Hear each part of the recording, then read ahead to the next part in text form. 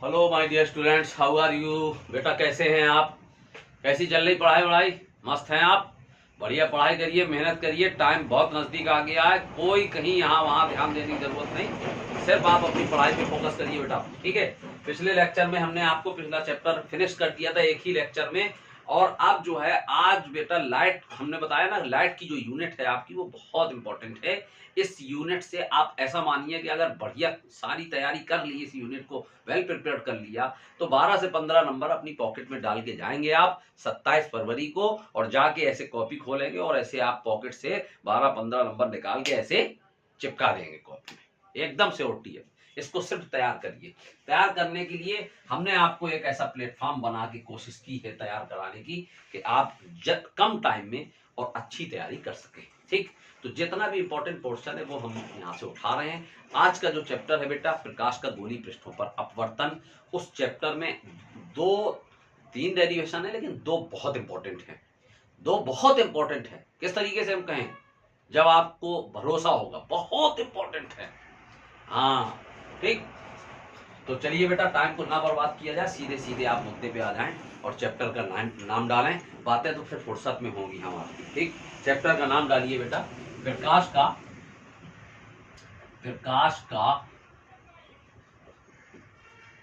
गोली पृष्ठों पर अपवर्तन। ये बेटा चैप्टर का नाम है, प्रकाश का गोली पृष्ठों पर अपवर्तन। और दो कोलन लगा के यहां आप लिख लेना लेंस। इसको क्या कहते हैं? दो बिंदुओं को कोलन, ठीक? ये कोलन होती हैं और बीच में एक डैश लगा देते हैं, तो ये कोलन है, ये डैश है, मिला के कह देते हैं colon and dash. Colon and dash, ठीक? Colon and dash. चलिए, इसको इंग्लिश में अगर आप लिखना चाहें तो रिफ्रैक्शन ऑफ लाइट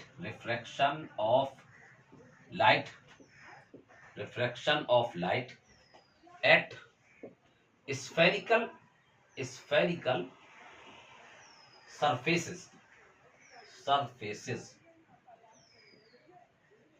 और दो कोलन लगाने के बाद आप लिख दीजिए लेंसेज, ठीक है? ये बेटा चैप्टर का नाम, ठीक?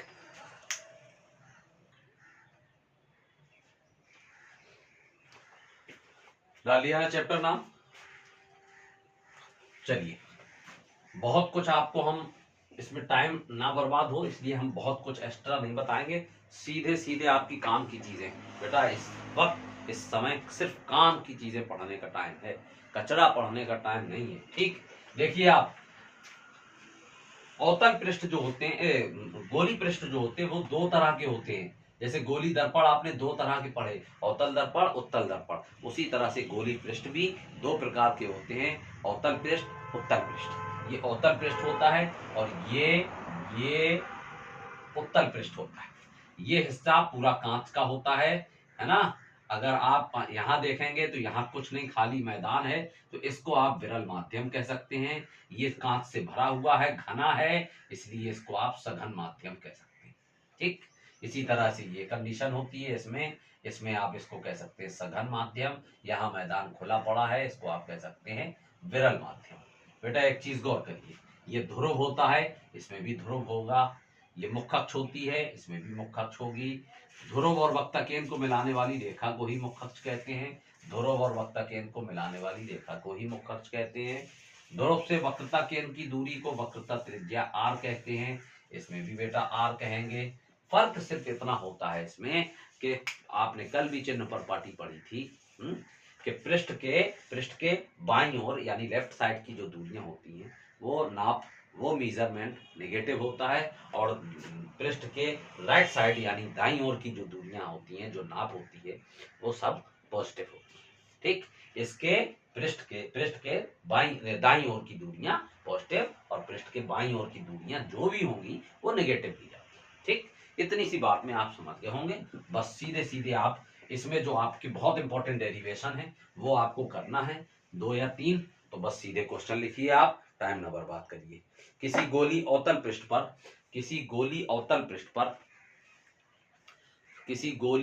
पृष्ठ पर प्रकाश के अपवर्तन के लिए, प्रकाश के अपवर्तन के लिए सूत्र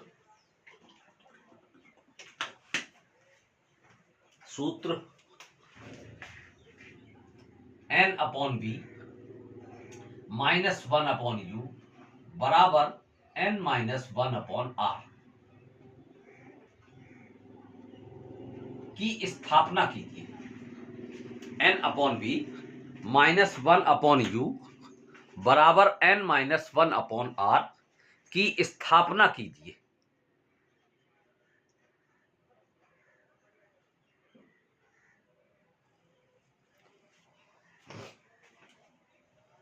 ठीक, क्वेश्चन कंप्लीट। बेटा वो चीज प्रूफ करके लाना है, n/v -1/u बराबर n-1/r। इसमें जो भी राशियां हैं उसको हम उसके सिंबल्स को आप पहचानते हैं, कल भी पढ़ चुके हैं।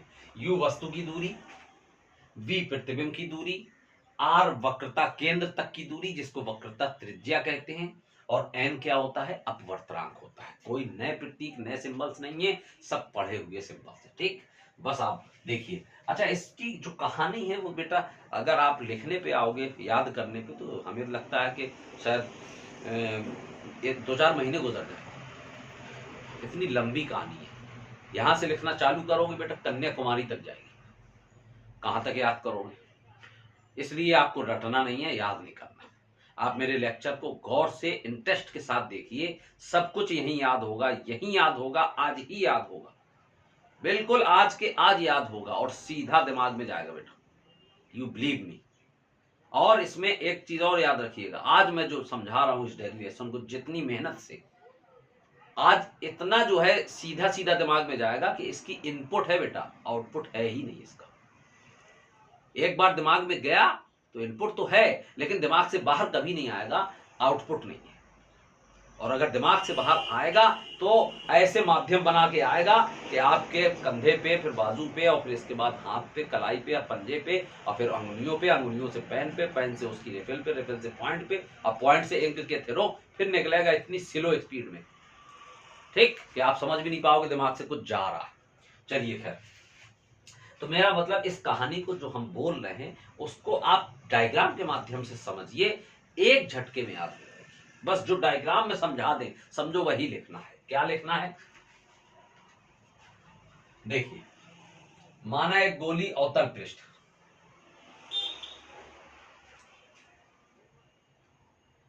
ये बेटा ये गोली अवतल पृष्ठ हो गया ना, ये इसका ध्रुव कहलाता है। पृष्ठ के इस सिरे को S मान लो, इसको S डैश मान लो, तो पूरा पृष्ठ का नाम क्या हो गया? SPS dash. माना एक गोली अवतल पृष्ठ SPS डैश, ठीक, जिसकी मुख्य अक्ष पर, मुख्य अक्ष क्या होती है बेटा? मुख्य अक्ष यही होती ना, जिसकी मुख्य अक्ष पर कोई वस्तु ओ रखी है। मान लो यहां पे कोई वस्तु ओ रखी, जिससे एक किरण आपतित की जाती है, जिससे एक किरण आपतित की जाती है, ये ठीक। इसमें बेटा एक चीज होती है अभिलंब। क्या होता है? अभिलंब। नॉर्मल लाइन होती है, ठीक है, अभिलंब को हम यहां कहीं, ये वक्रता केंद्र माना, ठीक। अब अभिलंब क्या होता है, ऐसे बना देंगे, आपकी समझ नहीं आएगा, कहोगे जाने कहां से जबरदस्ती अभिलंब बना। समझो बेटा, ये देखो इस तरीके से एक कर्व आ रहा, समझना मेरी बात को, ये कर्व, ये देखो कर्व के रूप में है ना, पृष्ठ वक्र के रूप में आ रहा, ऐसे, ठीक, और ऐसे आ रहा, और ऐसे बढ़ाते चले जाए, बढ़ाते चले जाए, तो बेटा गोला बन जाएगा। ऐसे समझो, ये है ना गोली अवतल पृष्ठ, ये वक्र के रूप में है। अगर इसी वक्र को हम ऐसे बढ़ाते चले जाएं, बढ़ाते चले जाएं, बढ़ाते चले जाएं, बढ़ाते चले जाएं, गोला बन जाएगा। और गोला बनेगा तो बेटा इसका केंद्र यही कहीं तो होगा ना। अब सुनो, जैसे हम केंद्र से इसको मिला दे तो बेटा ये क्या कहते हैं, दुनिया जानती है, क्या कहते हैं इसको? रेडियस, त्रिज्या, ठीक। अच्छा, अब देखना जरा ध्यान से, यही गोला है ना, ये इसका केंद्र है ना। अच्छा, ये इसका केंद्र है और ये इसकी त्रिज्या है। बेटा ये बताओ, इस बिंदु पे अगर हम स्पर्श रेखा खींचे, स्पर्श रेखा ऐसे आएगी, स्पर्श रेखा स्पर्श बिंदु से ऐसे जा रही, देखो इस बिंदु पे स्पर्श कर रही, और स्पर्श बिंदु से एक हमने लाइन मिला दी जिसको हम त्रिज्या कहते हैं। अब गौर से देखो कि स्पर्श रेखा त्रिज्या के लंबवत है, या ये कहें कि त्रिज्या जो है स्पर्श रेखा के लंबवत है, परपेंडिकुलर। ठीक, आप देखिए ये पूरा एक, इसके देखिए ये कर्व के रूप में आ रहा, कर्व के रूप में आ रहा है ना, ये देखिए ये इसका केंद्र हुआ। अब केंद्र से अगर हम इसको ऐसे करके मिला दें, ऐसे करके मिला दें, मिला दें, मिला दें, ठीक, ये तो बेटा ये अभिलंब हो गया कि नहीं? अब समझ में आया, जबरदस्ती तो नहीं, ये अभिलंब हो गया कि नहीं? ठीक, मतलब यही त्रिज्या अभिलंब बनी। अच्छा, इसको यहां पे एक पॉइंट नाम दे दो भाई, ए, इस पॉइंट पे है, देखो ये एस अलग है। ठीक, अच्छा, अब अभिलंब को आगे बढ़ाया हमने बेटा, थोड़ा और आगे बढ़ाया, इसी सीध में बढ़ा दिया, बढ़ा दिया, बढ़ जाओ, बढ़ जाओ भाई, क्या नाम दे दिया पूरा, CAN।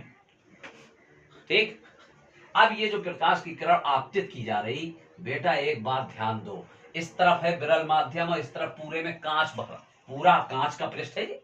अच्छा, पूरा कांच का पृष्ठ है तो बेटा ये कैसा हो गया, ये कैसा हो गया, ये बेटा कैसा हो गया, सघन हो गया, और इस तरफ खुला मैदान पड़ा है तो ये विरल हो गया। अब प्रकाश की किरण विरल माध्यम से जा रही है, और कहां, किस तरफ जा रही, सघन माध्यम की तरफ जा रही है। विरल से निकली, विरल से निकली और कहां जा रही, सघन की तरफ जा रही। ठीक, मतलब वायु में थी और वायु से निकल के कहां जा रही, कांच के अंदर प्रवेश कर रही। तो बेटा यहां से यहां तक पहुंची, इसको तो कहेंगे आपतित किरण, और जब पृष्ठ के उस तरफ जाएगी उसको हम कहेंगे अपवर्तित किरण। कल पढ़ा ना सब कुछ, उसको कहेंगे अपवर्तित किरण। लेकिन बेटा जब अपवर्तन होता है तो अपवर्तन के पश्चात हरकत होती है कुछ, हमने कल बताया था आपको अपवर्तन वाले डेफिनेशन में, कि जब प्रकाश की किरण एक माध्यम से दूसरे माध्यम में प्रवेश करती है तो कुछ विचलित हो जाती है ना। दो शर्तें बताएंगी, दो कंडीशंस की, कि अगर विरल से सघन में प्रवेश करती है तो अभिलंब की ओर झुक जाती है, और अगर सघन से विरल में प्रवेश करती है तो अभिलंब से दूर हट जाती है। तो बेटा ये प्रकाश की किरण जो जा रही है वो विरल माध्यम से सघन माध्यम में प्रवेश कर रही है, विरल माध्यम से जा रही है और कहां जा रही है, सघन माध्यम में प्रवेश कर रही है। तो जब विरल से सघन में जा रही है तो अभिलंब की ओर झुकेगी ना, राइट।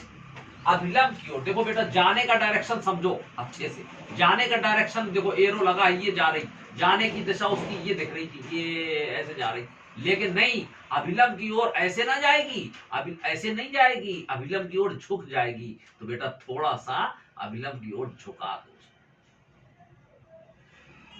अब बताओ बेटा, ये भाषा मेरी समझ में आई कि नहीं?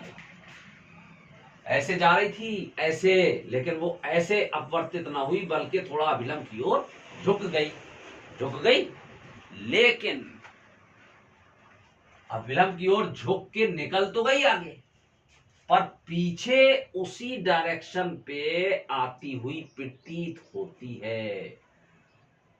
प्रतीत रेखा को बेटा dot dot dot dot dot dot dot dot करके बना लेते हैं।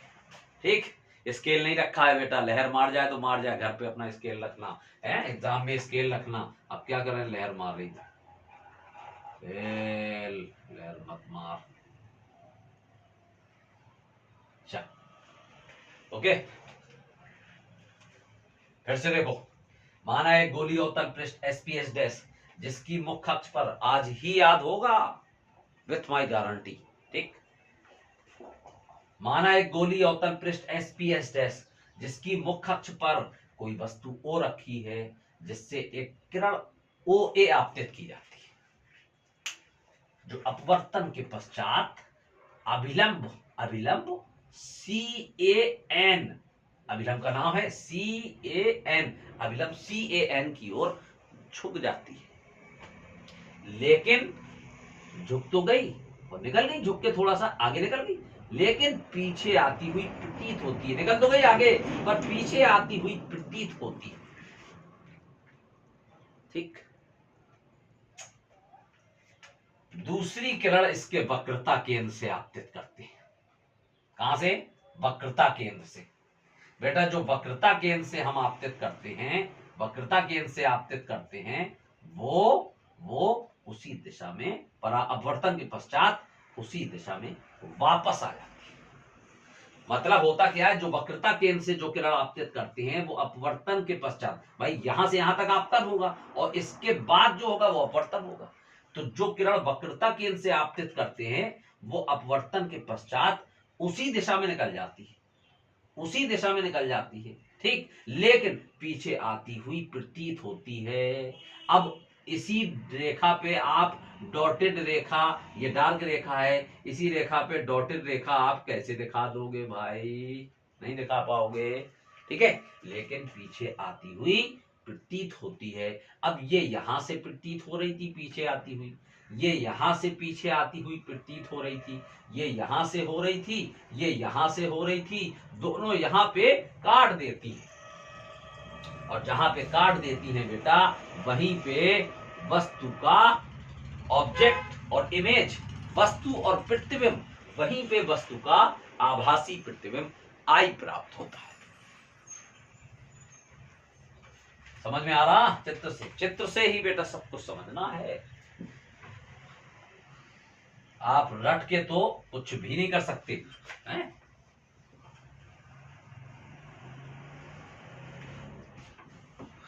चलिए अब जरा महीन चीजें और थोड़ा समझें एक दो। बेटा ये आपतित किरण है कि नहीं, ये जो भाई पृष्ठ के जब तक इस तरफ है जब तक आपतित है, और जैसे ही उस तरफ निकलेगी वो अपवर्तित हो जाएगी। तो ये जो किरण है ओ ए, ये आपतित है कि नहीं? और बेटा ये अभिलंब की रेखा है कि नहीं है? CAN। ठीक। तो आपतित किरण और अभिलंब के बीच में जो कोण बनता है उसको बेटा क्या कहते हैं? क्या कहते हैं? आपतन कोण कहते हैं, है ना? आपतन कोण आई। फिर से ध्यान दो, आपतित किरण, ये आपतित किरण है, देखो ये जा रही है, एरो लगा। आपतित किरण और अभिलंब के बीच में बनने वाले कोण को आपतन कोण आई कहते हैं। अब आइए अपवर्तित किरण और अभिलंब। तो अपवर्तित कौन सी है? जो पृष्ठ के उस तरफ निकल गई, देखो यहां से यहां तक पृष्ठ में, पृष्ठ तक है, तो ये आपतित है। और जैसी पृष्ठ के उस तरफ निकली वो अपवर्तित कहलाएगी। तो अपवर्तित किरण और अभिलंब, देखो ये गौर से अभिलंब की रेखा है, ये CAN क्या था? CAN क्या है? अभिलंब है ना। ये पूरा यहां से यहां तक, यहां से यहां तक, यहां से यहां तक, ये सब अभिलंब है ना। तो अपवर्तित किरण और अभिलंब के बीच में जो कोण बनता है बेटा, उसको क्या कहते हैं? कल बताया था, अपवर्तन कोण। अपवर्तन कोण, स्मॉल r। ठीक। समझना बेटा मेरी बात को। ये है ना अपवर्तित किरण और ये अभिलंब है, इनके इनके बीच के कोण को आप r कह रहे। अच्छा जरा जरा भाई, इनके इनके बीच के कोण को आप r कह रहे। बेटा एक मिनट, इस लाइन को, अभिलंब की लाइन है ना ये देखो ये अभिलंब की लाइन है ना डॉटेड, इसको पीछे बढ़ाओ, इसको पीछे बढ़ाओ ऐसे। और ये कौन सी लाइन है बेटा? ये कौन सी लाइन है? अपवर्तित किरण है ये, अपवर्तित किरण। और इसको आपने पीछे बढ़ाया था, बढ़ाया था, इसको भी आपने पीछे बढ़ाया था। अब ये बताओ, अपवर्तित किरण और अभिलंब के बीच में आप कह रहे हैं कि अपवर्तन कोण r बनता है। तो बेटा जब यहां r बन रहा है तो यहां पे भी तो r बनेगा। जहां कैंची बनती है वो दोनों कोण बराबर होते हैं, इंटरसेक्ट एंगल कहलाते हैं, प्रतिच्छेदित कोण बराबर होते हैं। अगर ये r है तो ये भी r है, तो समझो ये अपवर्तित किरण, ये अभिलंब, है ना। अच्छा अब आ जाओ, ये देखो ये अपवर्तित किरण, ये अपवर्तित किरण है ना। देखो उसी की चीज में आओ ना, पीछे आती हुई प्रतीत हो रही थी, ये अपवर्तित किरण है। और ये अभिलंब है बेटा, अभिलंब, अभिलंब है ना। तो ये अपवर्तित किरण और अभिलंब के बीच में जो कोण बनता है उसको क्या कहते हैं? अपवर्तन कोण r कहते हैं। ठीक। अच्छा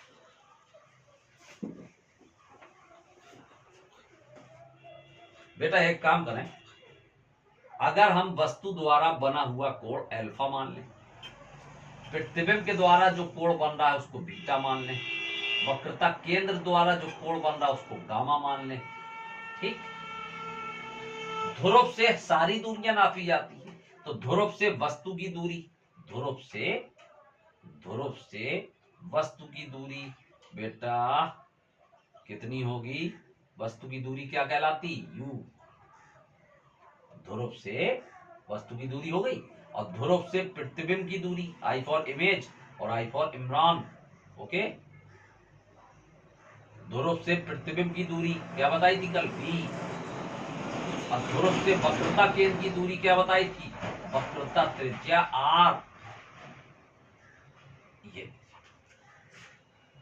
ठीक, एक छोटी सी हरकत करें बेटा, ये बिंदु ए है ना, ये देखो बिंदु ए है यहाँ, और ए से अगर हम इस पे मुख्य अक्ष पर एक लंब गिरा दे बेटा, एक लंब गिरा दे, ठीक है, ए, और इसको भी नाम दे दो बेटा, एम कर दो, ए एम। बस बेटा ये चित्र आपका कंप्लीट हो, ठीक, ये चित्र आपका कंप्लीट हो गया।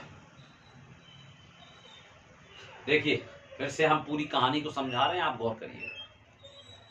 माना एक गोली अवतल पृष्ठ SPS' जिसकी मुख्य अक्ष पर कोई वस्तु O रखी है, जिससे एक किरण OA आपतित की जाती है, जो अपवर्तन के पश्चात अभिलंब CAN की ओर झुक जाती है।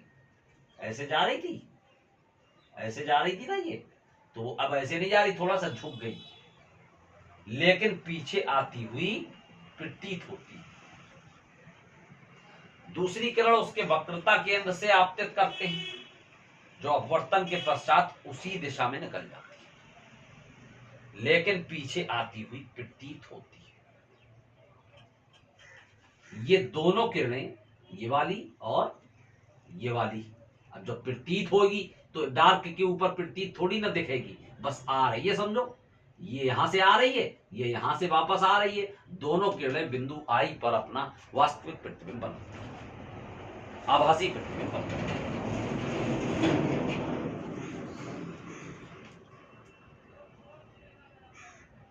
यदि वस्तु, प्रतिबिंब और वक्रता केंद्र द्वारा बने कोण क्रमशः अल्फा, बीटा, गामा, वस्तु है, प्रतिबिंब है, वक्रता केंद्र, ठीक, ऑब्जेक्ट, इमेज, सेंटर।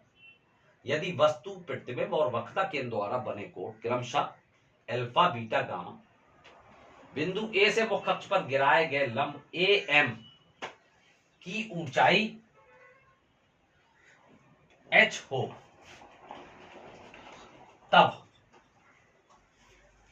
ठीक। चलिए, इतनी कहानी को अगर आप समझ पाए तो बस यूं मानिए कि आप डेरिवेशन समझ गए, अब कोई दिक्कत नहीं बेटा, ठीक। फिर से एक बार हम बता दें आपको, माना है गोली अवतल पृष्ठ SPS' जिसकी मुख्य अक्ष पर कोई वस्तु O रखी है, जिससे एक किरण OA आपतित की जाती है, जो अपवर्तन के पश्चात अभिलंब की ओर झुक जाती है। अभिलंब कौन सा? CAN, अभिलंब की ओर झुक जाती है, लेकिन पीछे आती हुई प्रतीत होती है।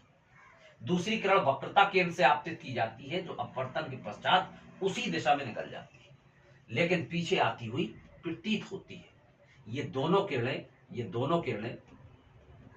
किरणें जिस बिंदु पर काटती हैं, वहां वस्तु का आभासी प्रतिबिंब I प्राप्त होता है। यदि वस्तु, प्रतिबिंब और वक्रता केंद्र द्वारा बने कोण क्रमशः अल्फा, बीटा, गामा बिंदु A से मुख्य अक्ष पर गिराए गए लंब, देखो ये मुख्य अक्ष है ना, बिंदु A से मुख्य अक्ष पर गिराए गए लंब AM की ऊंचाई h हो, तब। अब आइए आप बेटा, इसमें दो त्रिभुज लेना है, वक्रता केंद्र के साथ लेना है। एक त्रिभुज आप वस्तु और वक्रता केंद्र को मिला के ले लो, और एक त्रिभुज प्रतिबिंब और वक्रता केंद्र को मिला के ले लो। तो बेटा वस्तु और वक्रता केंद्र को मिला के जो त्रिभुज बनेगा वो होगा OAC, ठीक क्या होगा? ठीक, चूंकि त्रिभुज OAC में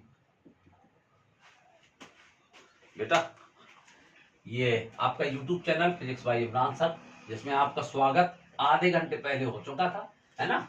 अब बेटा इसकी कोई जरूरत नहीं, आप अपना YouTube चैनल यहाँ से हटा दीजिए फिजिक्स बाय इमरान सर, और बस थोड़ा सा इतना ही ध्यान रखना कि चैनल ही हटाए यहाँ से, है ना। ये कोशिश ना करना कि हमको भी हटाने लो, हैं। फिजिक्स बाय इमरान सर नहीं, इमरान सर भी हटाए, हैं। और तो हट जा रहे हैं, और आराम से चिल्लाओ नहीं आ रहे आ गए, लेकिन कभी ये कोशिश नहीं करना बेटा, है।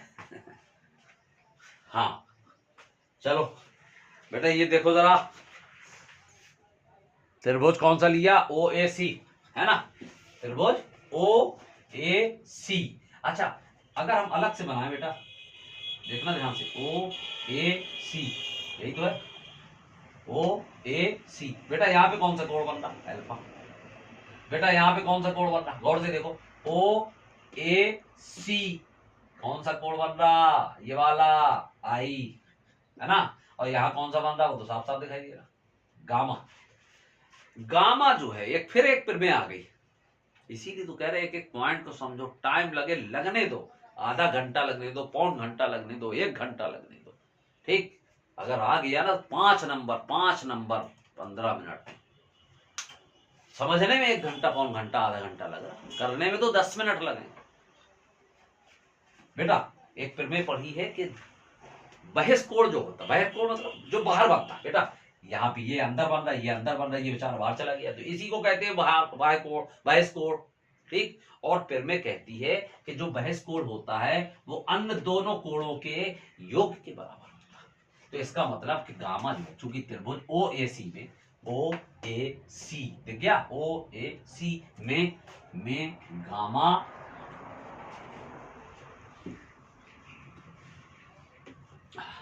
यहां से आओ, जगह बेटा बहुत कम पड़ेगी इसमें।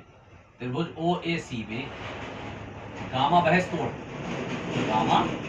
बहिष्कोण है, ठीक। इसलिए गामा बराबर क्या बना बेटा, अल्फा प्लस आई, ठीक। अगर हम अल्फा को इस तरफ ले आए तो यहां क्या बचेगा, आई। तो बेटा आई बराबर क्या बन गया, अल्फा को इस तरफ ले जाओ, गामा माइनस अल्फा, आई आ गया। अच्छा, हमने क्या कहा, 2 त्रिभुज लेना है, वक्रता केंद्र से ही लेना है, एक वस्तु के साथ वक्रता केंद्र को ले लो, एक प्रतिबिंब के साथ वक्रता केंद्र को ले लो, बस। अब प्रतिबिंब के साथ आओ, तो IAC दिख रहा बेटा त्रिभुज IAC, आई पे कौन सा कोण बन रहा है, यहां बीटा बन रहा। ए पे आओ जरा, ए देखो, आई ऐसे चलो, ऐसे नहीं धोखा खा जाओ, आई से चले, देखो आई की लाइन में कौन सा कोण मिला बेटा, आर, है ना, ये जा रहे, और फिर ऐसे आ गए सी पे।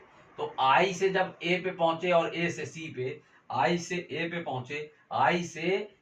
पहुंचे बेटा, यही कोण तो बन रहा, ये थोड़ी ना बन रहा, ये तो यहां बन रहा, आई से ए पे जा रहे हैं तो इस लाइन से जा रहे हैं ना, तो ये कोण बन रहा, ये कोण कितना बन रहा, आर। तो गामा, फिर देखो गामा बहिष्कोण है ना, कौन सा त्रिभुज, IAC।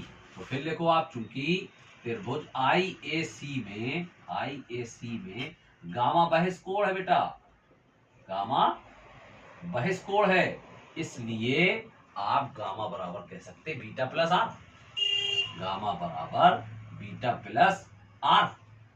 आर बेटा ऐसा ना बनाना, वरना गामा से मिल जाएगा और आप औंधे मुंह दिखाई दोगे, ठीक। फिर कहोगे अरे ये दो गामा से गामा कट रहा, बीटा वाला 0 आ रहा है, कुछ नहीं कर पाओगे। गामा बराबर बीटा प्लस आर, बेटा बीटा को इस तरफ ले आओ तो यहाँ आर बचा, चलो तो अब बीटा इस तरफ आ जाओ बेटा, ठीक। तो बीटा को इस तरफ लाए तो आर बराबर क्या हो गया, गामा माइनस बीटा, ठीक। आई और आर दोनों मान आपने इस तरह से निकाल लिए, स्टेप को समझते चलो बस। बहुत इंटरेस्टिंग डेरिवेशन, लंबा सफर लेकिन मजेदार डेरिवेशन, हाँ चलिए, स्नेल का नियम आपने पढ़ा बेटा, पढ़ा ना? स्नेल के नियम से स्नेल साहब ने क्या बताया था, आपने कल के लेक्चर में पढ़ा, क्या पढ़ा? आपतन कोण की ज्या, आपतन कोण की ज्या और अपवर्तन कोण की ज्या, अपवर्तन कोण की ज्या का अनुपात एक नेतांक होता है जिसे अपवर्तनांक कहते हैं। यही पढ़ा था। अपवर्तनांक को n से प्रदर्शित करते हैं। अच्छा एक बात बताओ बेटा, जैसे आपने इतना बड़ा सा पृष्ठ लिया, इतना बड़ा नहीं लेंगे तो एंगल वेंगल त्रिभुज त्रिभुज दिखेंगे भी नहीं, ठीक? अगर आप नन्हा सा ऐसे छोटा सा आप पृष्ठ बना दे, छोटा सा प्यारा सा बिल्कुल खूबसूरत सा, है ना, तो खूबसूरत देखने में भर लगेगा बस।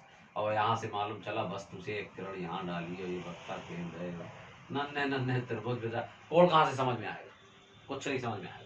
तो मेरा मतलब ये कि अगर पृष्ठ बहुत छोटा हो जाता है तो बेटा, जब पृष्ठ बहुत छोटा होता है तो ऐसी कंडीशन में साइन आई का मान आई के बराबर कहलाता है, साइन आर का मान आर के बराबर कहलाता है, यानी साइन थीटा का मान थीटा हो जाता है कुल मिला के। अगर पृष्ठ बहुत छोटा है तो बेटा साइन थीटा का मान भी थीटा के बराबर हो जाता है। क्यों? आपने पढ़ा होगा कि साइन जीरो का मान जीरो होता है। अरे तो कब होता है? न्यून कोण है ना जीरो, तो कब होता है? जब बहुत छोटा मान होगा तभी तो साइन जीरो से छोटा क्या है? तो साइन जीरो का मान जब जीरो है तो साइन थीटा का मान थीटा, तो फिर साइन आई का मान आई, साइन आर का मान आर। उसी तरह टेन में भी होता है कि टेन थीटा का मान भी थीटा, टेन एल्फा का मान एल्फा, टेन बीटा का मान बीटा। बात समझ गए? हाँ, सब चीजें काम आएंगी, अभी सुनते चलो बस। चल अब हम लिख रहे हैं, यदि पृष्ठ बहुत छोटा हो, यदि पृष्ठ बहुत छोटा हो, बहुत छोटा हो, बहुत छोटा हो, तो क्या होगा बेटा? क्या होगा? साइन आई बराबर आई हो जाएगा एवं साइन आर बराबर आर हो जाएगा। चलो, तो साइन आई की जगह आई रखो, है ना, तब साइन आई की जगह आई रखा अपॉन साइन आर की जगह आर रखा बराबर एन, तो आई बराबर क्या हो गया? N into r. Equation first, ठीक? नहीं, अभी इक्वेशन फर्स्ट इसको मत मान, छोड़ो बेटा। आई और आर के मान ऊपर रखे, आई का मान gamma minus alpha, gamma minus alpha बराबर एन को एन रहने दो, और आर का मान बेटा क्या है? आर का मान है गामा माइनस बीटा। इसको आप इक्वेशन फर्स्ट मान लीजिए बेटा। बस आपका सफर लगभग तय हो चुका है। अब क्या करना है आपको? ये जो अल्फा बीटा गामा ये जो दिख रहे हैं, इनके मान आपको निकाल के चित्र से और यहां रख देना है, सिद्ध हो गया। अब चित्र से हम अल्फा बीटा गामा के मान कैसे निकालें? तो बेटा यहां पे आ जाइए आप जरा।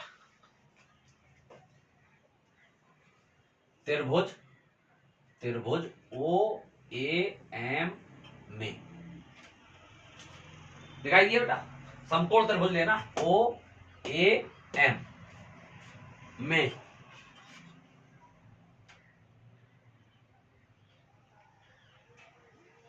ठीक। जगह बचाओ भाई, बस जगह ही तो बचाने का खेल है। हम चाहते हैं एक ही स्क्रीन पे आ जाए पूरा।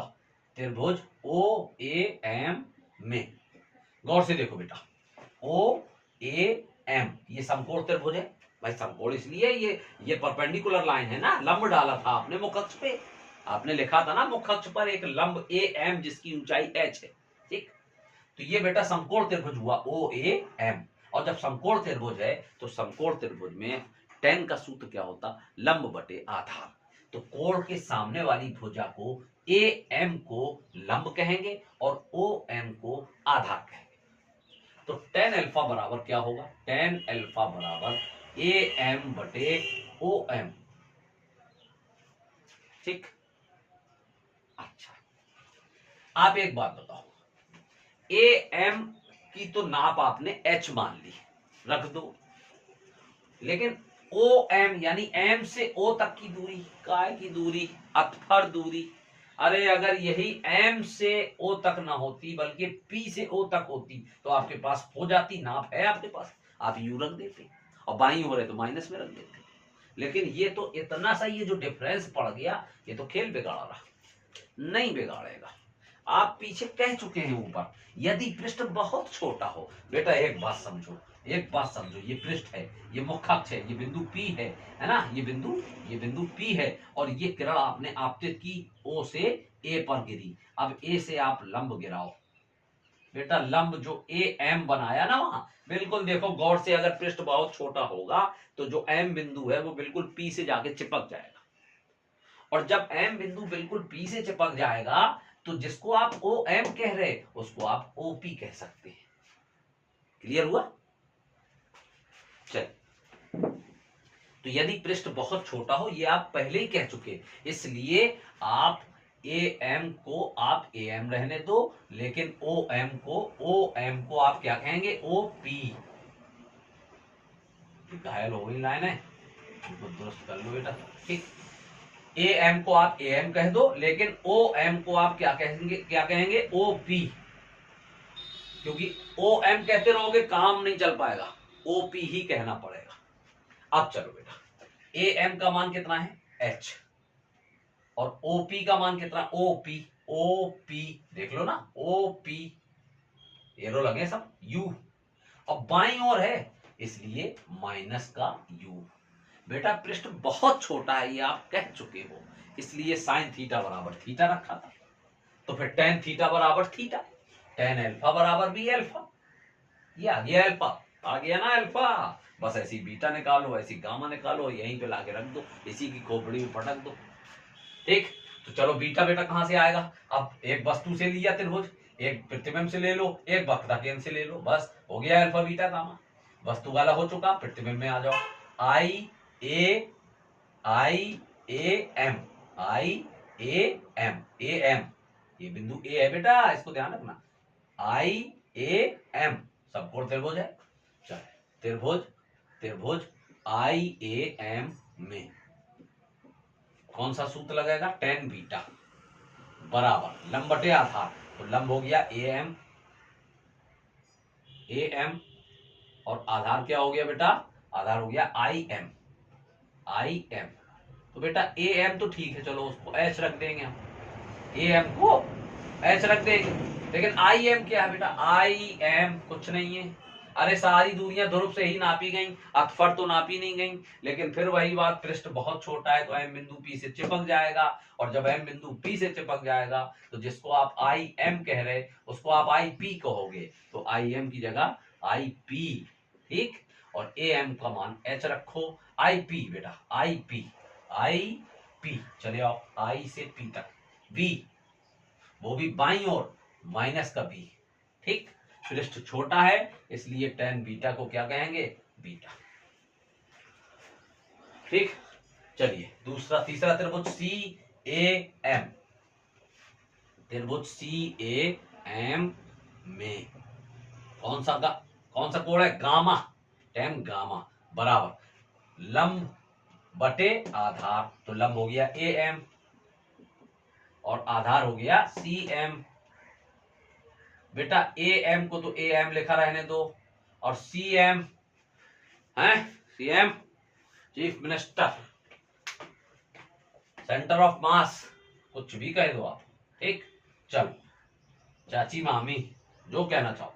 CM बेटा, CM M बिंदु जब P पर होगा तो CM को क्या कहेंगे? CP, तो CM की जगह कर दो CP, बस मान रख दो, AM का मान H, CP आ जाओ ना, CP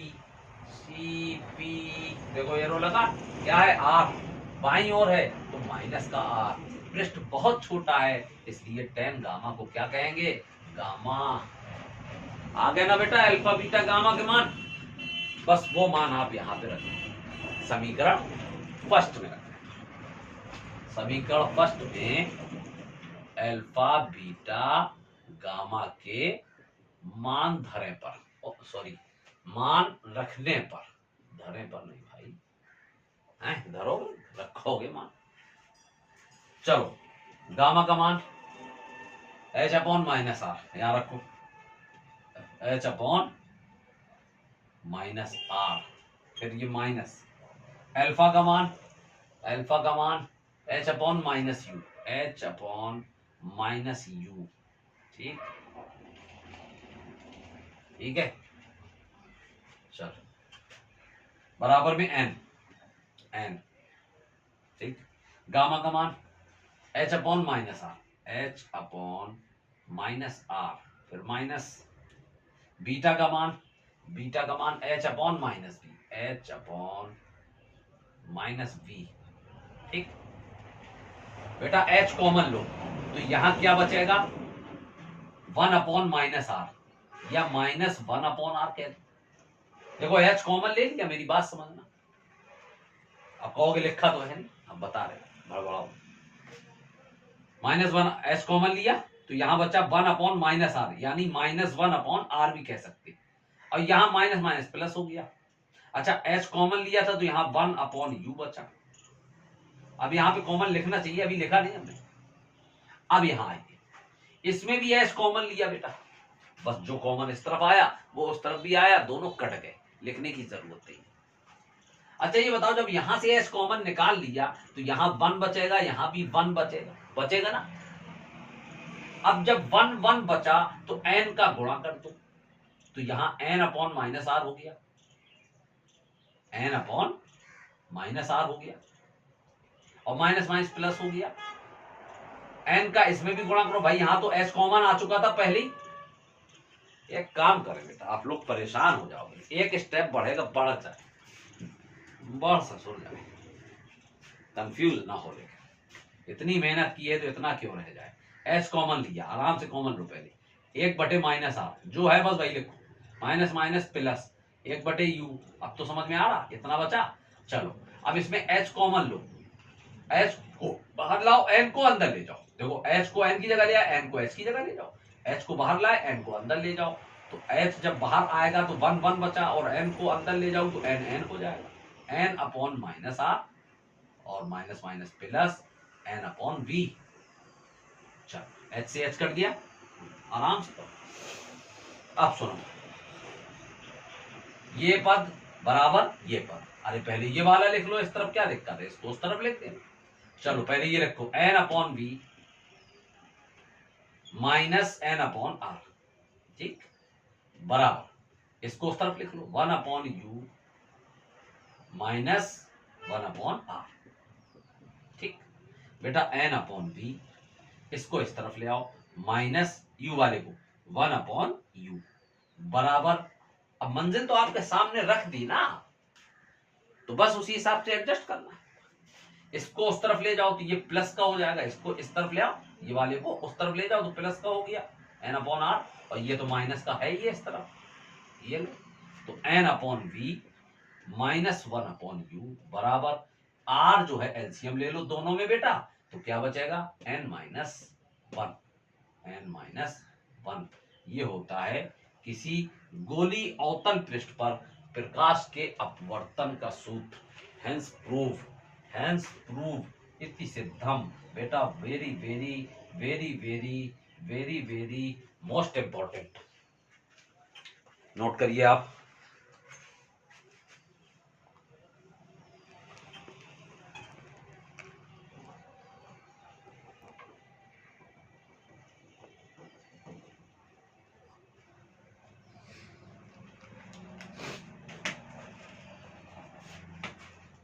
चलिए नोट हो गया।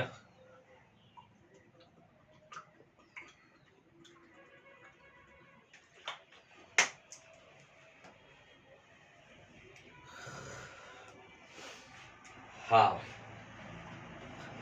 अब दूसरा डेरिवेशन बेटा नोट हो गया ना। चलिए दूसरा डेरिवेशन जो है, उससे पहले आपको कुछ छोटी सी 2 बातें समझना होगी। सबसे पहले हम ये समझें कि लेंस क्या वाला है। आप दर्पण तो पढ़ चुके है ना, दर्पण कैसा था, दर्पण कैसा था बेटा, अनट्रांसपेरेंट था, यानी अपारदर्शी था, उसके उस पार आप नहीं देख सकते। लेकिन लेंस कैसा होता है, लेंस पारदर्शी पृष्ठ होता है, उसके आप आर पार देख सकते हैं। अगर देख ना सकते होते तो बेटा जब चश्मा आप अपने आंखों में लगाते हैं तो आंख जो है, आंख तो चश्मे के अंदर होती है, आंख तो चश्मे के अंदर है, इस तरफ है ना। और ये जो बुक है, जो भी आप पढ़ रहे हैं मोबाइल से, तो वो तो बेटा इस तरफ है, आंख उस तरफ है, ये इस तरफ है। ठीक, तो पारदर्शी है ना, तभी तो आर पार दिखाई दे रहा है इसके। ठीक, तो चलो लेंस क्या है जो आपके चश्मों में, आपकी आंख के लिए चश्मे में लगाया जाता है, बस वही लेंस होता है। बेटा लेंस क्या है? लेंस अगर आप डेफिनेशन के हिसाब से समझोगे तो आप लिख लेना, हम बोल रहे हैं यह एक ऐसा पारदर्शी माध्यम होता है, यह एक ऐसा पारदर्शी माध्यम होता है जो दो वक्र पृष्ठों से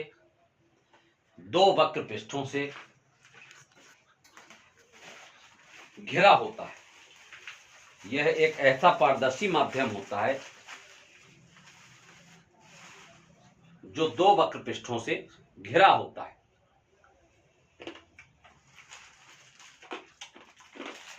सौंफ चलेगी क्या भाई प्यारे बच्चों? सौंफ खाना हो, मेरे पास मिश्री भी है और सौंफ भी है, सारे इंतजाम ये सब आपके लिए हैं, हमारे लिए नहीं कुछ भी, हम तो खा ले रहे, सब आपके लिए हैं। आप लोग आइए, आपकी दावत है सौंफ और मिश्री की।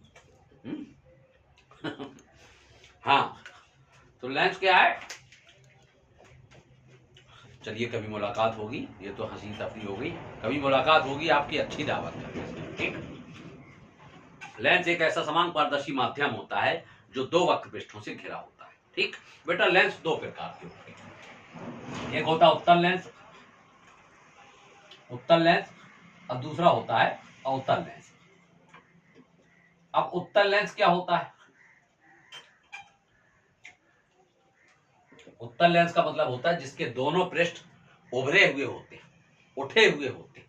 ठीक, उसके जिसके दोनों पृष्ठ उभरे हुए होते। ये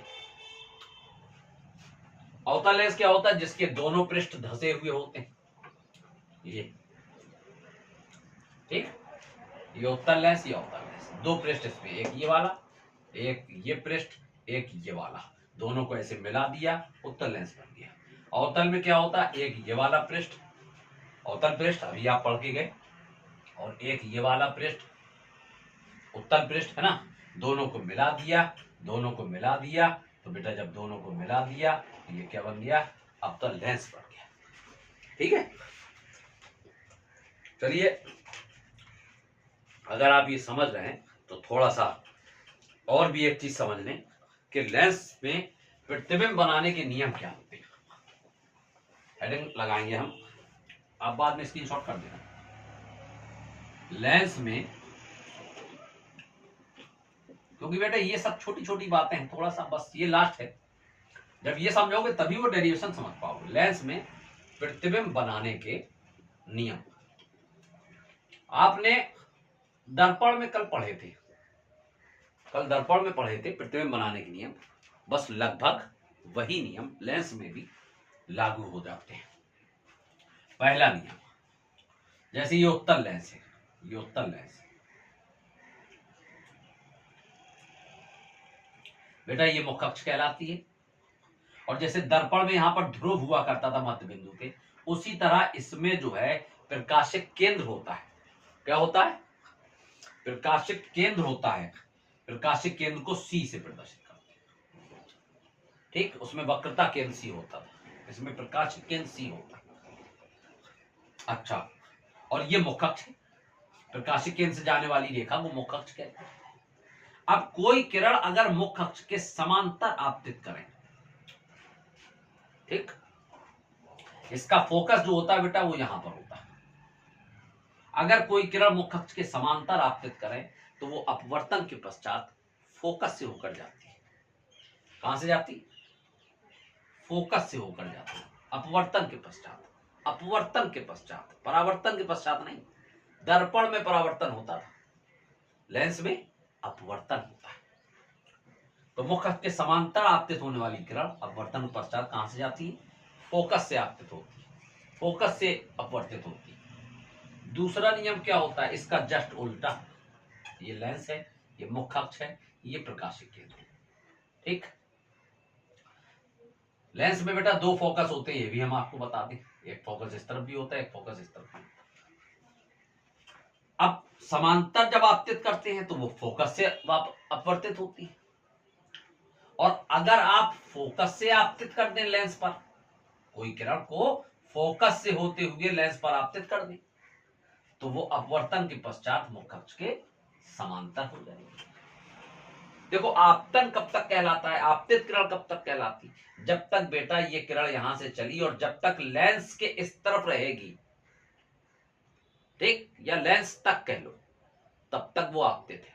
और जैसे ही लेंस के उस तरफ निकली वो अपवर्तित कहलाती है, वही अपवर्तन। ठीक, तो अगर समांतर आपतित की तो फोकस से जाएगी, और अगर फोकस से आपतित की तो समांतर हो जाएगी। तीसरा नियम क्या होता है? ये लेंस है, ये मुख्य अक्ष है, ये प्रकाशिक केंद्र है। अगर कोई किरण प्रकाशिक केंद्र से आपतित हो रही, अगर कोई किरण प्रकाशिक केंद्र से होकर आपतित हो रही है ना, तो अपवर्तन के पश्चात बेटा वो उसी दिशा में निकल जाती है। बस ये तीन नियम मोस्टली आप याद रखिए, आपको कहीं कोई प्रॉब्लम नहीं। नियम तो और भी होते। तो समांतर अगर आप आपतित करेंगे तो कहां से अपवर्तित होगी? फोकस से। अगर फोकस से आपतित करेंगे तो कहां से अपवर्तित होगी? मुख्य अक्ष के समांतर। और अगर प्रकाशिक केंद्र से आपतित करेंगे तो वो उसी दिशा में सीधी निकल जाती है। आप इसका स्क्रीनशॉट करिए, ये आपके काम की चीज है। और चलिए चलते हैं आज के सेकंड इंपॉर्टेंट क्वेश्चन। पहला इंपॉर्टेंट क्वेश्चन आपका हो गया, दूसरा इंपॉर्टेंट क्वेश्चन, बहुत इंपॉर्टेंट क्वेश्चन, ये आपको करना है। क्वेश्चन लिखिए पहले। किसी गोली पृष्ठ पर, हाँ क्वेश्चन लिखिए। किसी गोली पृष्ठ पर प्रकाश के अपवर्तन का सूत्र लिखिए।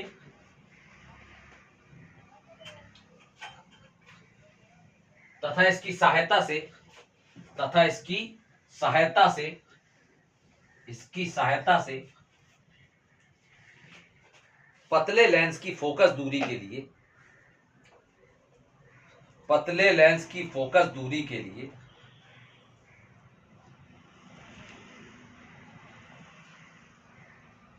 सूत्र, सूत्र 1/f बराबर n-1 1/r1 -1/r2 स्थापित कीजिए।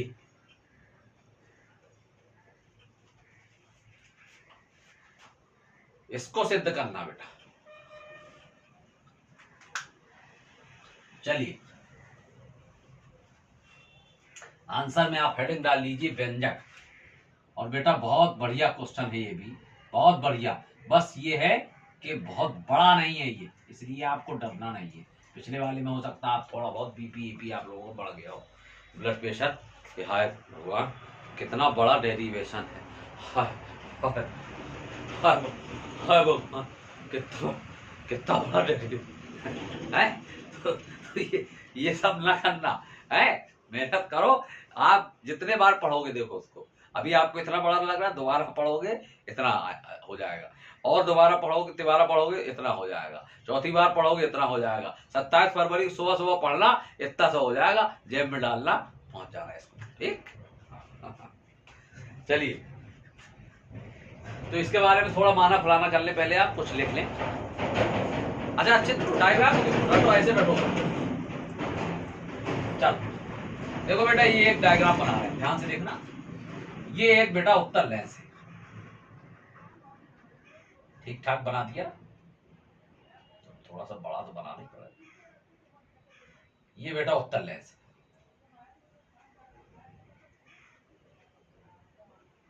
ठीक, और ये इसकी मुख्य अक्ष है। ये इसकी मुख्य अक्ष हो गई, और मुख्य अक्ष पर कोई वस्तु, कोई ऑब्जेक्ट ओ रखा है, कोई वस्तु ओ रखी है, जिससे एक किरण आपतित की जाती है। ये आपतित किरण, ये कैसी किरण है? आपतित किरण है ना, जो अपवर्तन के पश्चात, ध्यान देना, ध्यान देना एक एक पॉइंट पे। अब प्रकाश की किरण अभी आपने आपतित की है केवल, अब जब अपवर्तित करोगे, अपवर्तित करने मतलब जब पृष्ठ के लेंस के उस तरफ जाएगी, ये पृष्ठ नहीं, ये लेंस है, ये है ना, जब लेंस के उस तरफ जाएगी तब क्या होगा, यानी अपवर्तित होगी तब क्या होगा, बिंदु आई पर, ध्यान देना, बिंदु आई पर अपना वास्तविक प्रतिबिंब बनाती है, और आई डैश पर अपना आभासी प्रतिबिंब बनाती है। बस इतना तो लिखना। देखो बेटा, ये लेंस है तो इसका एक पृष्ठ ऐसा है और दूसरा पृष्ठ ये ऐसा है। ये जो पृष्ठ है इसकी वक्रता त्रिज्या इस तरफ होगी और उसको हम कहेंगे R1। ये जो पृष्ठ है इसकी वक्रता त्रिज्या ऐसे होगी और उसको कहेंगे R2। एक बात याद रखना बेटा, न्यूमेरिकल में ये चीज बहुत सहयोगी हो जाती है कि जब पृष्ठ ये है, इसकी वक्रता त्रिज्या इस तरफ जा रही तो ये पॉजिटिव होगी, और इसकी वक्रता त्रिज्या इस तरफ आ रही, पृष्ठ के बाईं ओर आ रही तो ये कैसी होगी, नेगेटिव होगी। इसको याद रखिएगा आप, ठीक। चल, हाँ, तो क्या लिखेंगे आप, चित्र को देखिए।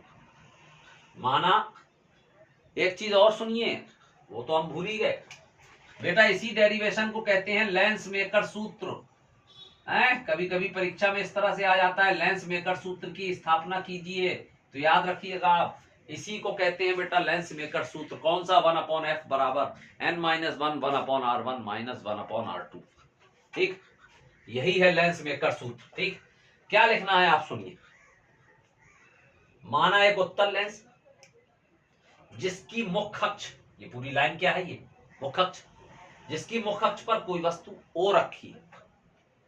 माना एक उत्तल लेंस जिसकी मुख्य अक्ष पर कोई वस्तु ओ रखी है, जिससे एक किरण आपतित की जाती है, जो अपवर्तन के पश्चात बिंदु आई पर अपना वास्तविक प्रतिबिंब और आई डैश पर आभासी प्रतिबिंब बनाती है।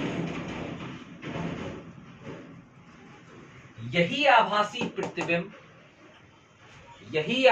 प्रतिबिंब दूसरे पृष्ठ के लिए, लेंस में दो पृष्ठ है ना, एक ये, यही आभासी प्रतिबिंब दूसरे पृष्ठ के लिए वस्तु का कार्य करता है तो प्रतिबिंब, लेकिन वस्तु का कार्य करने लगता है, वस्तु की तरह व्यवहार करने लगता है। यही आभासी प्रतिबिंब दूसरे पृष्ठ के लिए वस्तु का कार्य करता है। फिर से सुनिए, माना एक उत्तल लेंस जिसकी मुख्य अक्ष पर कोई वस्तु को रखी है, जिससे एक किरण आपतित की जाती है, जो अपवर्तन के पश्चात आई पर अपना वास्तविक प्रतिबिंब और आई डैश पर आभासी प्रतिबिंब बनाती है। यही आभासी प्रतिबिंब दूसरे पृष्ठ के लिए वस्तु का कार्य करता है। इस बात को भी याद रखिएगा, ठीक। चलिए, ये प्रकाशिक केंद्र होता है। सारी दूरियां जैसे ध्रुव से नापते थे उसमें, इसमें प्रकाशिक केंद्र से नापते हैं। तो बेटा वस्तु की दूरी को हम u मान लें, पहले पृष्ठ के हिसाब से, नाप रहे थे, पहले पृष्ठ से नापेंगे तो वस्तु की दूरी u, और प्रतिबिंब पहले पृष्ठ के लिए कौन सा है बेटा, प्रतिबिंब आभासी प्रतिबिंब की दूरी v डैश मान लें, आभासी प्रतिबिंब की दूरी v डैश मान लें, और दूसरे पृष्ठ के लिए वास्तविक प्रतिबिंब की दूरी को v मान लें। क्या मान लें, v मान लें, इसको v मान लें, ठीक है। और ये जो लेंस की मोटाई है इसको चाहो तो बेटा t मान लें, ठीक। इतना लिख लेंगे आप। माना एक उत्तल लेंस जिसकी मुख्य अक्ष पर कोई वस्तु ओ रखी है, जिससे एक किरण आपतित की जाती है, जो अपवर्तन के पश्चात बिंदु आई पर अपना वास्तविक प्रतिबिंब और आई डैश पर अपना आभासी प्रतिबिंब बनाती है। यही आभासी प्रतिबिंब दूसरे पृष्ठ के लिए वस्तु का कार्य करता है, ठीक। चलिए, कंडीशन सुनो। इसमें दो स्टेप में चलना है। पहला स्टेप पहले पृष्ठ के लिए, दूसरा दूसरे पृष्ठ के लिए। ठीक, पहला स्टेप पहले पृष्ठ के लिए और दूसरा दूसरे पृष्ठ के लिए, है ना। अच्छा, शुरू में आपका क्वेश्चन क्या था कि गोली पृष्ठ पर गोली अवतल पृष्ठ पर प्रकाश के अपवर्तन का सूत्र लिखिए तथा इसकी सहायता से सिद्ध कीजिए, ये वाला सूत्र, है ना। तो एक नंबर का क्वेश्चन शुरू में जोड़ दिया, प्रकाश के अपवर्तन का सूत्र लिखिए, तो केवल आपको अपवर्तन का सूत्र लिख देना है। अभी जो सिद्ध करके गए, n/v - 1/u बराबर n - 1/r, इस सूत्र को आप लिख देंगे, आपका एक नंबर पक्का है। इसके बाद आपका डेरिवेशन चालू हो जाता है, और डेरिवेशन क्या कहता है, माना एक उत्तल है जिसकी मुख्य अक्ष पर वस्तु हो रखी है, जिसका अपवर्तन के पश्चात बिंदु I पर वास्तविक प्रतिबिंब और I' पर आभासी प्रतिबिंब बनता है, जो यही आभासी प्रतिबिंब दूसरे पृष्ठ के लिए वस्तु का कार्य करता है। ठीक, यदि दोनों पृष्ठों की वक्रता त्रिज्याएं R1 और R2 हो, तब अपवर्तन के सूत्र बस यहां तक आप लिखेंगे। अब सुनिए, अपवर्तन के सूत्र n/v - 1/u बराबर n - 1/r से। बस बेटा अब एक एक स्टेप को ध्यान देना, एक एक चीज यहां पे रखना है इसी सूत्र में, लेकिन दो कंडीशन लगा के। पहली कंडीशन क्या है, पहला पृष्ठ ले ले, और दूसरी कंडीशन क्या है, दूसरा पृष्ठ ले ले, ऐसा। ठीक, इस सूत्र के हिसाब से पहले पृष्ठ के लिए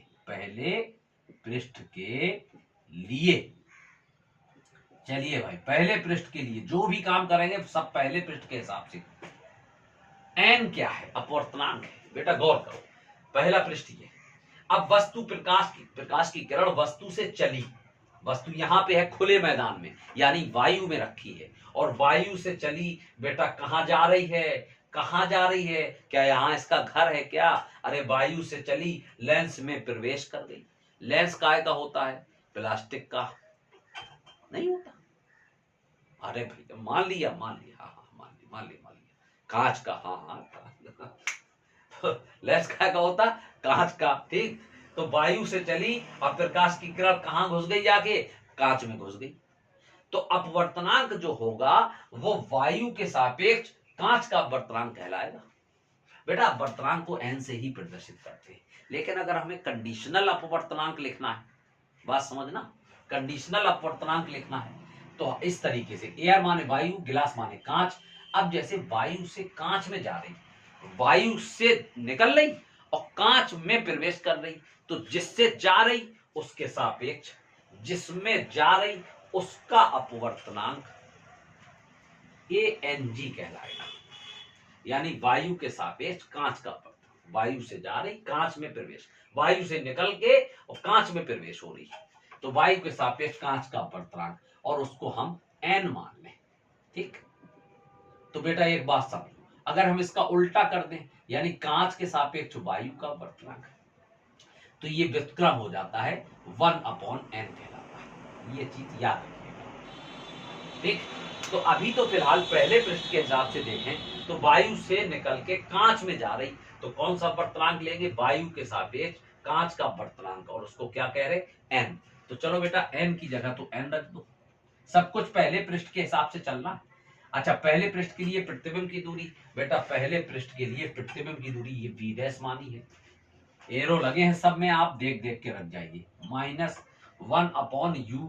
u क्या होता, वस्तु की दूरी, तो बेटा पहले पृष्ठ के लिए वस्तु की दूरी क्या है, u को u रख दो, बराबर n की जगह n ही रखना है, -1/ पहले पृष्ठ की वक्रता त्रिज्या, R1, इक्वेशन फर्स्ट। अब आइए दूसरे पृष्ठ के लिए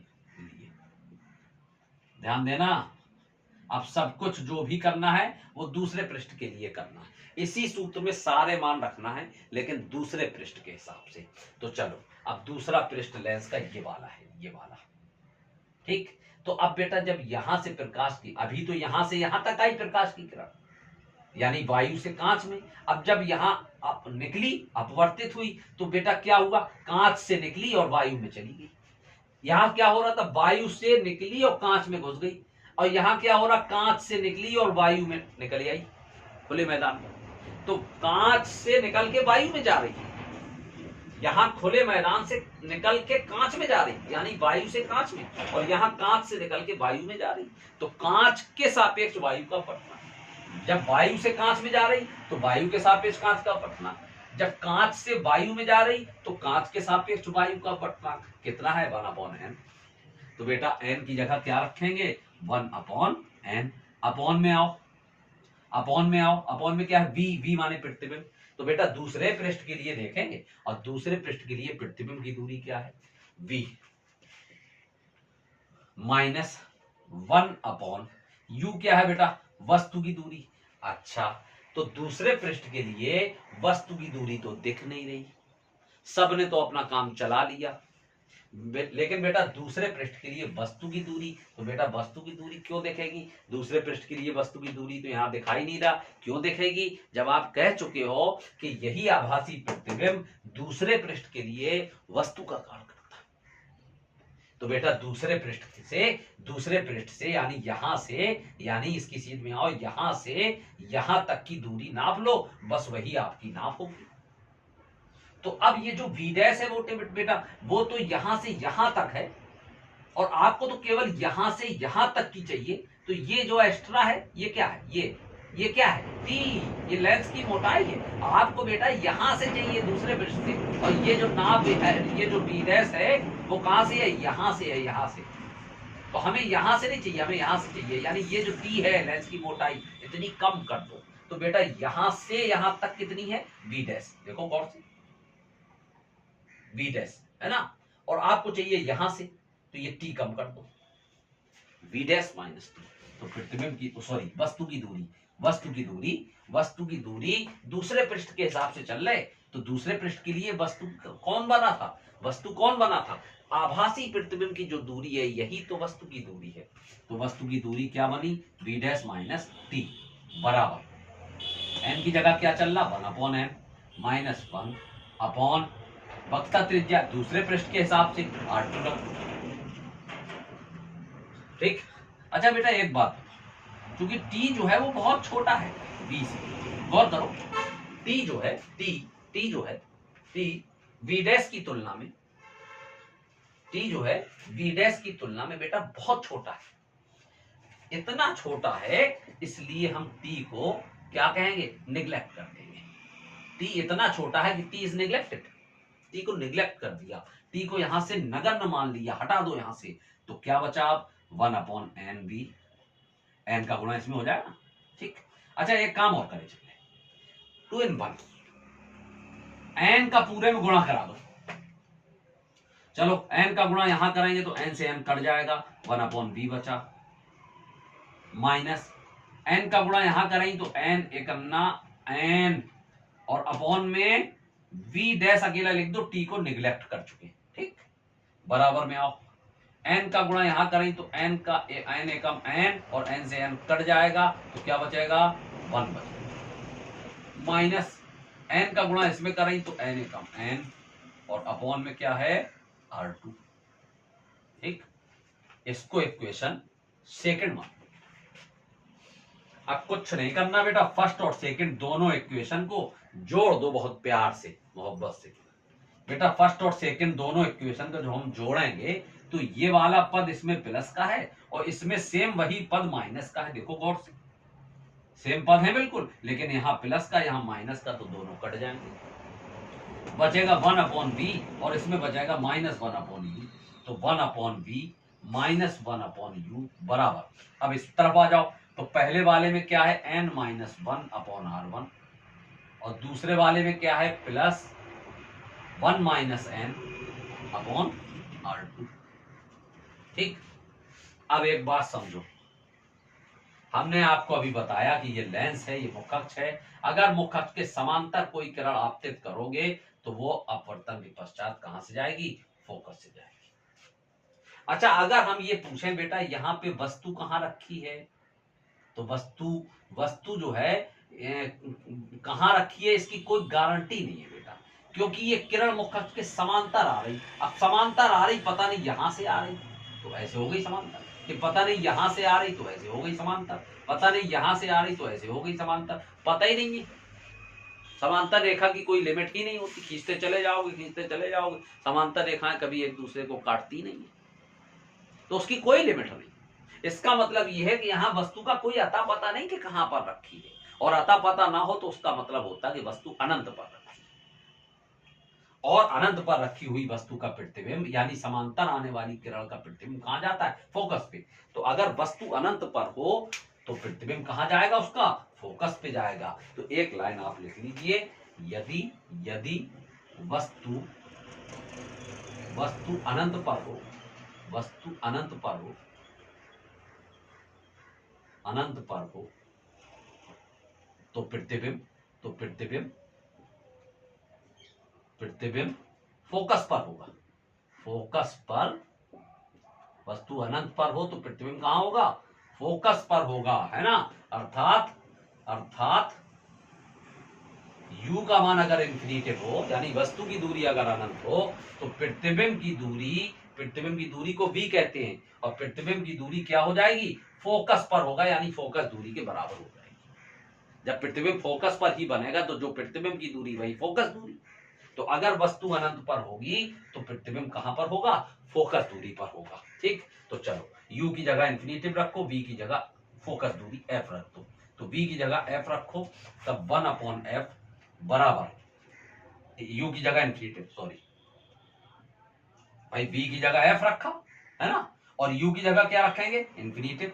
तो 1/इंफिनिटिव बराबर n-1 अपॉन r1। ठीक है, n-1 अपॉन r1। बेटा इसमें अगर 1 - n है और इसमें कॉमन ले लें, माइनस है नहीं, जबरदस्ती ले लो, कहीं कहीं छीनना पड़ता है हक अपना, है मांगे से नहीं मिलता है। तो इससे माइनस कॉमन लो जबरदस्ती, तो जब माइनस कॉमन लोगे तो यहाँ प्लस की जगह माइनस हो जाएगा, और ये 1 - n से कॉमन लिया ना तो ये उल्टा हो जाएगा, n-1, और अपॉन में क्या बेटा? r2। ठीक, चलिए 1/अनंत का मान दुनिया जानती है, आप भले ना जानते हो, हम आपको बता दे रहे। 1/इंफिनिटिव माने 1/अनंत का मान 0 होता है। तो जब बेटा 1/अनंत है उसका मान 0 हो गया, तो क्या बचा यहाँ? 1/f। तो 1/f बराबर, इन दोनों में बेटा n-1 कॉमन ले सकते हो आप, है ना। तो क्या बचेगा? ऊपर 1 दोनों में 1 बचेगा, 1/r1 माइनस 1/r2। यही बेटा, यही क्या होता है? यही लेंस मेकर सूत्र है, लेंस मेकर सूत्र है। ठीक, बहुत इंपॉर्टेंट बेटा, 100% आपके एग्जाम में। ठीक, लिख लीजिए आप, इसको तय कर लीजिए। इतना इंपॉर्टेंट वो नहीं है जो हमने पीछे बताया, ये उससे भी ज्यादा इंपॉर्टेंट है, नोट करिए।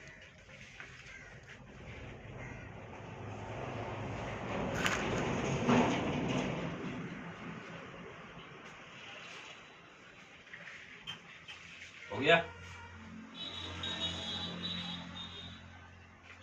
चलिए बेटा, कल के आने वाले नए लेक्चर में हम आपको इसी चैप्टर के बहुत सिलेक्टेड, बहुत इंपॉर्टेंट, बहुत धुरंधर न्यूमेरिकल ढूंढ ढूंढ के आपको आपके अपने YouTube चैनल पे आपको वीडियो के माध्यम से, YouTube के माध्यम से आप तक पहुंचाएंगे। कल आप तैयार रहिए नए लेक्चर के लिए। और आज के ये दोनों डेरिवेशन, इसमें आप ऐसा मान लीजिए कि ये हथेली के 2 हाथ हैं, इस तरीके से गद्दी जब मिलाई, ताली बजाई, बेटा ताली तब बजती है या तो ये हथेली इसमें चिपकेगी या ये हथेली इसमें चिपकेगी, और अगर दोनों अलग होंगी तो चिपकेगी नहीं। तो बस ये दोनों डेरिवेशन ताली मान लीजिए आप बेटा। एक नहीं आएगा तो दूसरा, मतलब एक आएगा तो दूसरा भी आएगा, ये सब बात समझ में आ रही? इन दोनों डेरिवेशंस में, पहला डेरिवेशन, दूसरा डेरिवेशन बहुत इंपॉर्टेंट है बेटा। इनमें से एक श्योर है आपकी एग्जाम में, श्योर, बिल्कुल। आप इसकी तैयारी करिए, जहां कहीं कोई प्रॉब्लम हो आप फिर हमसे क्लियर कर लीजिएगा, कमेंट में क्लियर कर लीजिएगा, लेकिन इसको वेल प्रिपेयर्ड करिए।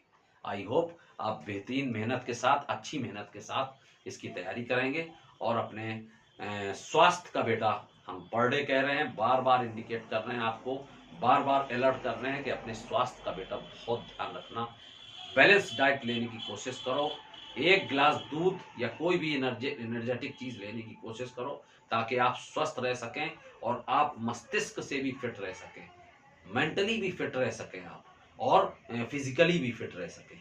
क्योंकि ये बेटा बहुत बहुत कीमती टाइम है आपका, बहुत कीमती टाइम है एक अच्छे स्टूडेंट के लिए, पढ़ने वाले बच्चे के लिए। इससे ज्यादा कीमती टाइम जिंदगी में कभी नहीं आएगा, कभी लाइफ में भी नहीं आएगा। अब आप कहोगे कि इससे भी ज्यादा कीमती टाइम तो वो होगा जब हम आईएएस की तैयारी करेंगे और उसका एग्जाम निकालने के लिए हम 1 महीने बाद एग्जाम होगा, हम 1 महीने पहले पढ़ रहे होंगे, वो हमारा इससे ज्यादा कीमती होगा। नहीं, आज अगर आपने इस वक्त की कीमत को नहीं समझा तो उस मुकाम तक, उस ठिए तक आप पहुंच ही नहीं पाओगे। किस भूल में हो आप जब आज की कीमत समझोगे, यही तो आपको उस तक ले जाएगा, उस कंडीशन तक जहां आप यूपीएससी की तैयारी कर सकें, नीट की तैयारी कर सकें, जेई की तैयारी कर सकें। आज ही आपने खो दिया, तो जब इंटर ही आपका धड़ाम हो जाएगा तो फिर आगे क्या कर लोगे? जब चिड़िया चुग गई दाने तो फिर रहेगा क्या? ठीक है, कुछ नहीं मिलेगा बेटा। आज का टाइम है जो आप कैश करा लोगे, कल यही काम आएगा। ठीक, चलिए खैर, मेहनत करिए आप लोग, दोनों डेरिवेशंस को तैयार करिए। उम्मीद रखिए कि एग्जाम में इनमें से कोई एक मिलेगा और आपके पास कुछ ना कुछ बैंक बैलेंस धीरे धीरे बनता जा रहा, आपकी मंजिल बिल्कुल नजदीक आ गई। सिर्फ मेहनत करिए, मेरे सारे वीडियोस रिवाइज कर करके बार बार पढ़िए। जितना मैंने पढ़ा दिया उतने में से मेरे ऊपर विश्वास रखिए, उतने में से आपका पेपर बहुत अच्छा हो जाएगा बेटा। लेकिन सिर्फ आप जितना पढ़ा दिया उतना वेल प्रिपेयर्ड कर लीजिए किसी तरह। ओके, चलिए आप लोग अपना इसको तैयार करिएगा। कल मिलेंगे बेटा नए लेक्चर के साथ, इसी चैप्टर के सिलेक्टेड और इंपॉर्टेंट न्यूमेरिकल के साथ। तब तक के लिए बाय।